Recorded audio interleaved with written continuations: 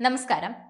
4 മാസത്തിനിടെ റിലയൻസ് ജിയോയ്ക്ക് നഷ്ടമായത് എത്ര കോടിയോളം വരുന്ന വരിക്കാരെയാണ് എന്ന് പറഞ്ഞാലും ഇവരിത് സമ്മതിക്കില്ല. ഏകദേശം 2 കോടി അടുപ്പിക്കുമെന്നാണ് കണക്കുകൾ പുറത്തു വരുമ്പോൾ. 1 കോടി കഴിഞ്ഞ് മാസങ്ങൾ കഴിഞ്ഞു, 1.5 കോടി കഴിഞ്ഞ് 1 മാസത്തിലേറെയായി. ഇപ്പോൾ ഏകദേശം 1.64 കോടി വരിക്കാരെ നഷ്ടമായി എന്നുള്ള കണക്കുകളാണ് പുറത്തു വരുന്നത്. ഒക്ടോബറിൽ തന്നെയാണ് ഇവർക്ക് കൂടുതലും നഷ്ടമായത്. 37.6 ലക്ഷം ഉപഭോക്താക്കൾ ജിയോ ഉപേക്ഷിച്ചു എന്നാണ് പറയുന്നത്. സ്വകാര്യ മേഖലയിലെ ടെലികോം കമ്പനികൾ ജൂലൈയിൽ നടപ്പാക്കിയ താരിഫ് വർധനയാണ് ജിയോയ്ക്ക് തിരിച്ചടിയായി മാറിയത്. സെപ്റ്റംബർ ഓഗസ്റ്റ് മാസങ്ങളിൽ 79.6 ലക്ഷവും 40.1 ലക്ഷവും ഉപഭോക്താക്കളെ ജിയോ ഉപേക്ഷിച്ചു. ജൂലൈയിൽ 7.6 ലക്ഷം ഉപഭോക്താക്കളും ജിയോ ഉപേക്ഷിച്ചിട്ടുണ്ട്. 3 മാസത്തെ തകർച്ചയ്ക്ക് ശേഷം ഭാരതി എയർടെൽ തിരിച്ചു വരുന്ന സമയം കൂടിയാണിത്.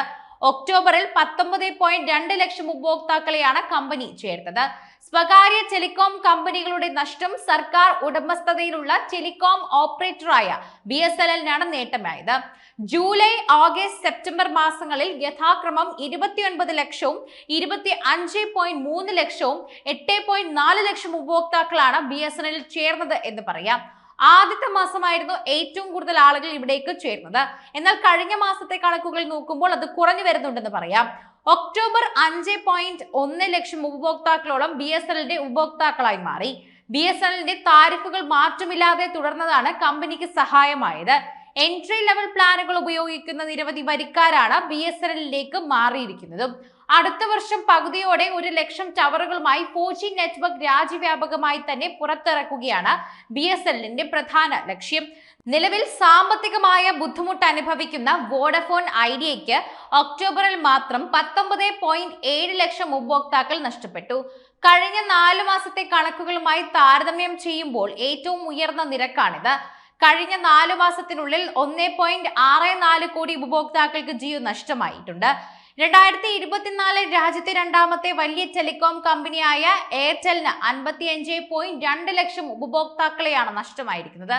സർക്കാർ ടെലികോം കമ്പനിയായ BSNL-ന്റെ ഉപഭോക്താക്കളുടെ എണ്ണം വർദ്ധിച്ചതിനു ശേഷം കമ്പനി ഉപഭോക്താക്കൾക്കായി പുതിയ ഓഫറുകൾ കൂടി കൊണ്ടുവരുന്നുണ്ട്.